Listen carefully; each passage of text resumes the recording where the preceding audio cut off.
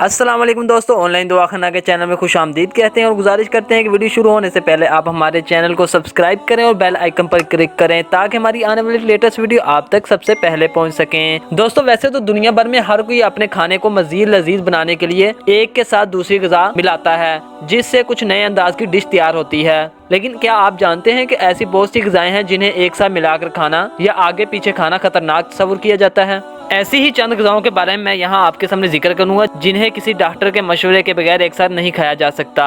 सबसे पहले तरबूज और पानी है। तरबूज में 90 से 95, 90 से 95% पानी होता है और इसके साथ मज़ीद पानी पीना मैदे के लिए ठीक नहीं। ऐसा करने से पेट खराब हो सकता है।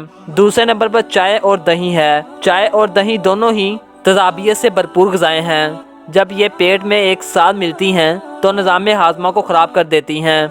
तीसरे नंबर पर दूध और केला। वैसे तो दुनिया में केले का मिल्क शेक बेहद पसंद किया जाता है और बच्चे बड़े सब ही इसे शौक से पीते हैं, लेकिन तिब्बी तहकीक में यह बात भी सामने आई है कि केला और दूध एक साथ मिलकर मैदे के लिए काफ़ी भारी हो जाता है, जिससे पेट खराब हो सकता है। दोस्तों, चौथे नंबर पर दही और फल है।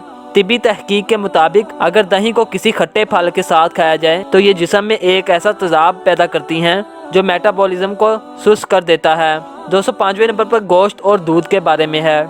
दूध और गोश्त को एक साथ खाना सदियों से मना किया जा रहा है। बहुत से लोग कहते हैं कि मछली खाने के बाद दूध पी लिया जाए तो जिल्द पर सफ़ेद धब्बे पड़ जाते हैं, जिन्हें हम बर्स भी कहते हैं। और ऐसा भी कहा जाता है कि दूध और गोश्त को एक साथ खाने से पेट भी खराब हो सकता है। दोस्तों, 6ठे नंबर पर दूध और लीमू के बारे में है।